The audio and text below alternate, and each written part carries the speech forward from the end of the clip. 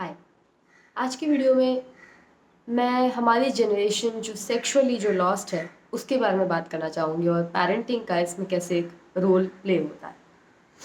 तो हमने growing up बहुत सारी चीज़ें देखी हैं कि किस तरीके से कई सारे लड़के लड़कियों में इंटरेस्टेड होते हैं जो कि नॉर्मल है, और लड़कियां लड़कों में इंटरेस्टेड होती हैं। और हम कई बार वंडर करते हैं कि कैसे कैसे लोग स्कूल में भी इन सब चीज़ों को लेके एक्सप्लोर करने लग जाते हैं। कई सारी गलतियाँ इस टाइम पे लड़के लड़कियाँ करते हैं जिसके बहुत ही भारी क्या कहेंगे उनको कॉन्सिक्वेंसेस देखने पड़ते हैं अपनी लाइफ में। बहुत ही शेम से होकर गुजरना पड़ता है। कईयों की बहुत समय के लिए इमेज ख़राब हो जाती है, राइट। और सिर्फ इमेज नहीं, कई लोग को तो फिजिकल प्रॉब्लम्स भी होती हैं। जैसे कई सारी लड़कियों को when they have to go through like something like teenage pregnancy, तो अबॉर्शन, राइट। और इसमें ग्रोइंग अप हमें इस बारे में कोई बात नहीं करता, बताता नहीं है। और जब हम फकअप कर लेते हैं तब सारे लोग बोलने आ जाते हैं कि अरे बताओ, इसको बिल्कुल भी वो नहीं थी। बट इसको वो ज्ञान कैसे होगा? इसको ये ज्ञान किसी ने दिया नहीं है। ये हमारे इंडियन पेरेंट्स का है कि सेक्स टॉक देना नहीं है। और फिर बच्चा को अगर आप सेक्स टॉक नहीं देंगे तो वो खुद से एक्सप्लोर करेगा। बिकॉज आप बोलेंगे कि नहीं, क्यों करना है एक्सप्लोर, हम भी तो थे, हम भी तो शादी के बाद ही ये सब किए, क्यों आजकल के बच्चे ऐसे नहीं रह सकते, क्या दिक्कत है?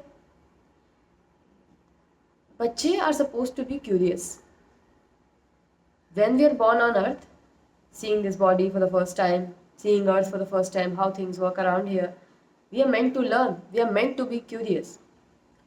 And when we are curious, we want to know how these things work, we look up to our parents for the answers, कि ये हमें बताएंगे कि यहाँ पे कैसे चीज़ें चल रही हैं, क्या है, कैसे है, मम्मी ये कैसे होता है, पापा ये कैसे होता है।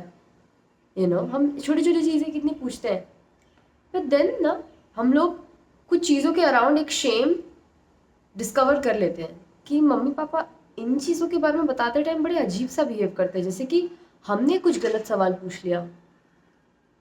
आई स्टिल रिमेंबर, जैसे हमारे इंडियन कम्युनिटी में इवन प्राइवेट पार्ट्स के भी अजीब अजीब से नाम होते हैं, राइट, जिनको ऐसे चुप चुप करके लिया जाता है।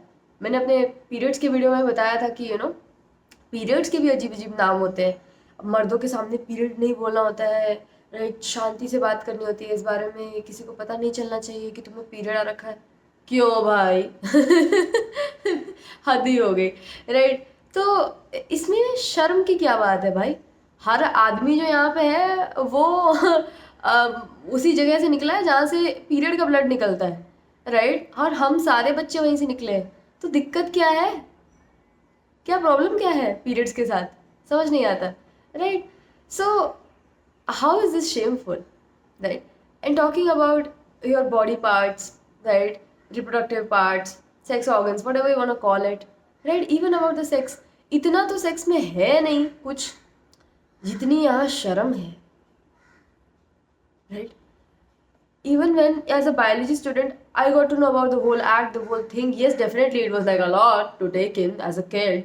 It was not I was not a kid, but I was like in ninth, I guess, when I got to know.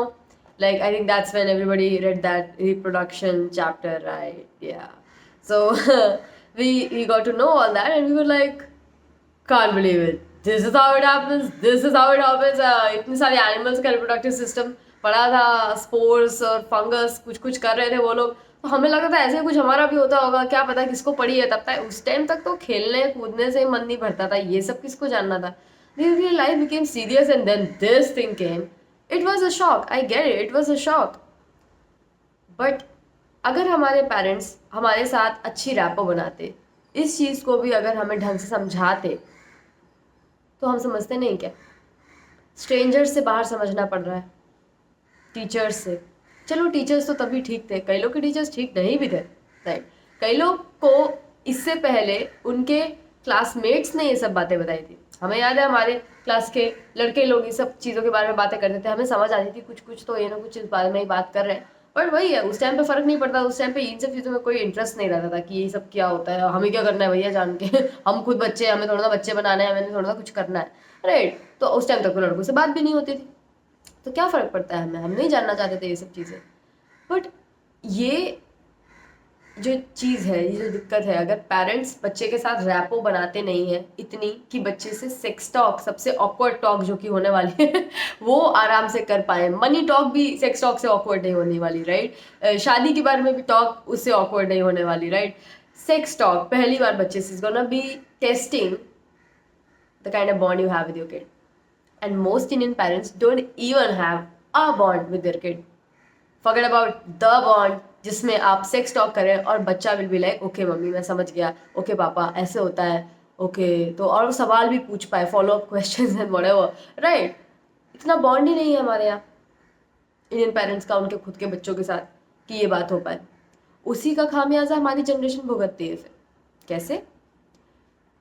जब ये पता होता है मोस्ट लोगों को कि इंडियन हाउस होल्ड्स में सेक्स टॉक नहीं दी जा रही है ना घर में, इसका सबसे ज़्यादा फ़ायदा और सबसे गलत फ़ायदा कौन उठाता है? अब्यूज़र्स। क्यों मोस्ट अब्यूज़र्स आपके घर वाले ही हैं? शर्म की बात लगती है कई लोग के केस में तो उनके खुद के फादर, राइट। उनको तो फादर कहना भी फादर वर्ड की बेइज्जती है, right.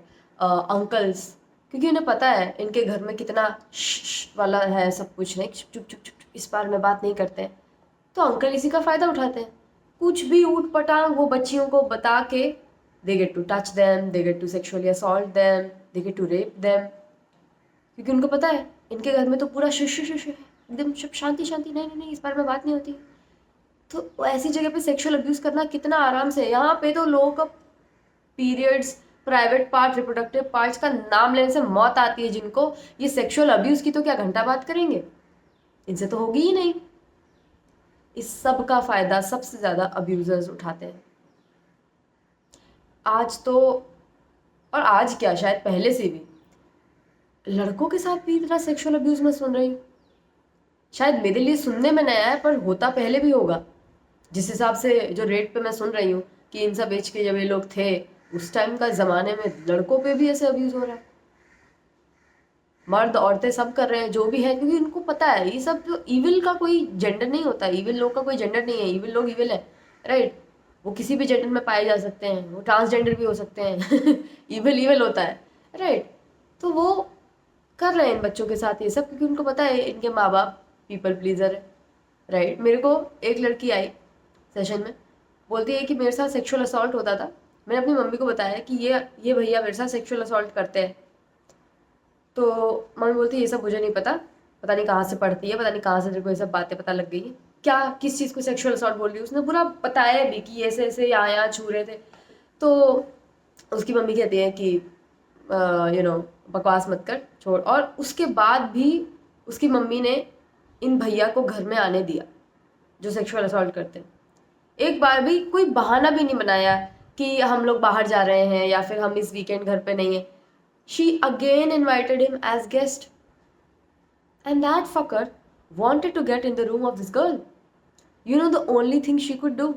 She will lock the door in the night of her room so this guest won't enter and assault her.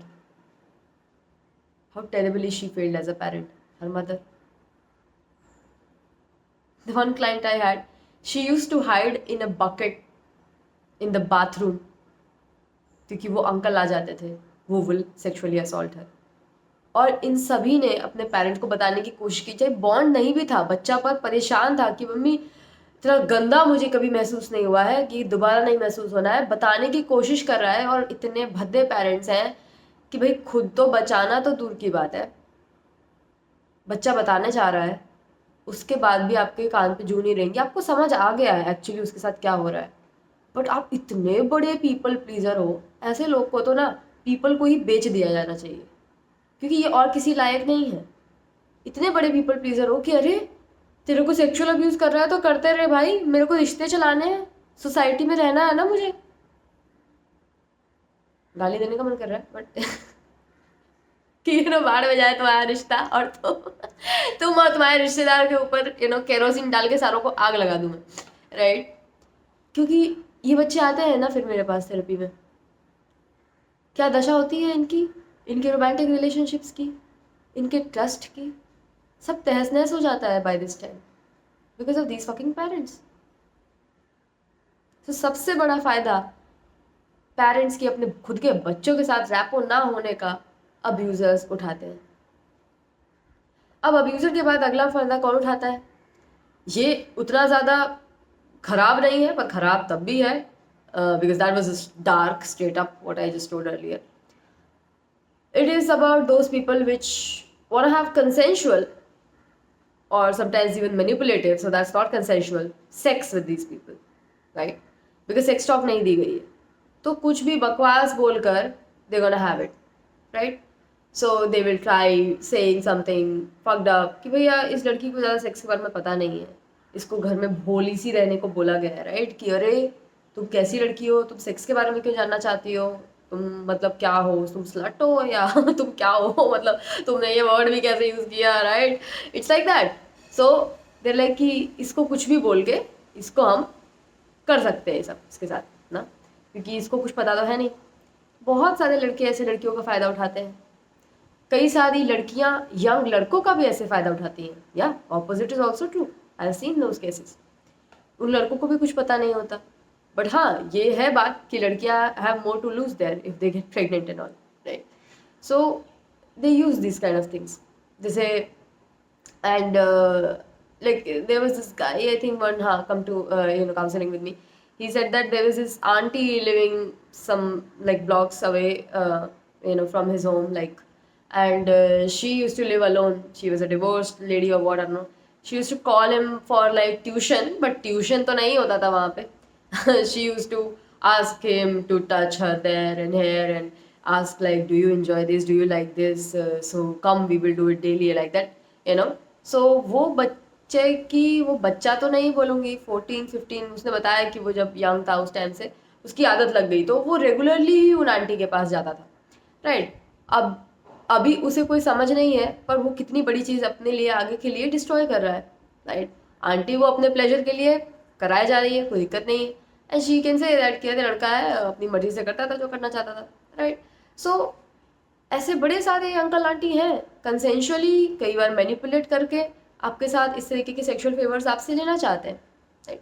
अगर आपके पेरेंट्स ने आपको अच्छे से सेक्स टॉक नहीं दी है तो या तो आप अब्यूज़ हो गए या ऐसे यूज़ हो गए, और इसके फिर आगे परे देखें चीज़ें तो क्या होगा कि चलो मानो अब्यूज़ और यूज़ होने के बाद या फिर ये नहीं भी हुआ आपके साथ, आप आगे दुनिया में जाओ, राइट?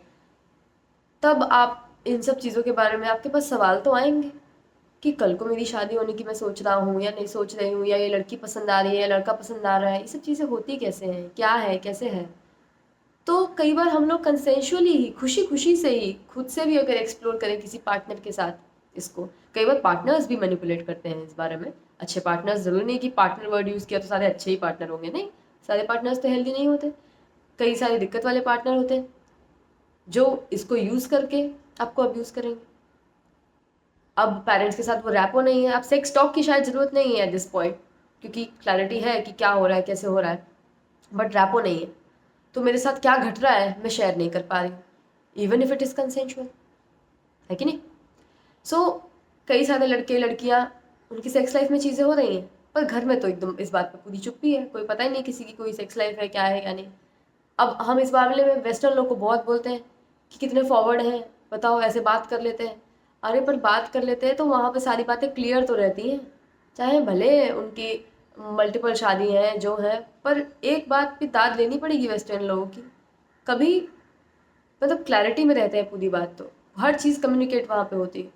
और जितनी भी शादियों में रहें, चाहे भले 50 शादियाँ करें, पर जब तक खुश रहते हैं तभी तक उस शादी में रहते हैं, नाखुश किसी शादी में रहते हैं। यहाँ पे इंडिया में है जो कि हम लोग नाखुश शादियों में खींच रहे हैं, शादियों को चला रहे हैं ऐसे करके, खुश नहीं है लोग उसमें, कई बार बंदा नहीं, कहीं बंदी नहीं, कई बार दोनों नहीं, तब भी चला रहे हैं, राइट? सो अब्यूज़ हो गया, यूज़ हो गया, कई बार पार्टनर से भी यूज़ हो गया, राइट? जब ये सेक्स टॉक और ये रैपो की कमी रहती है, हमारे हमारे जो केयर गिवर्स हैं उनके साथ हम इतनी बड़ी बात डिस्कस नहीं कर पाते, फिर धीरे धीरे हम दोस्तों में ये जगह ढूंढते हैं।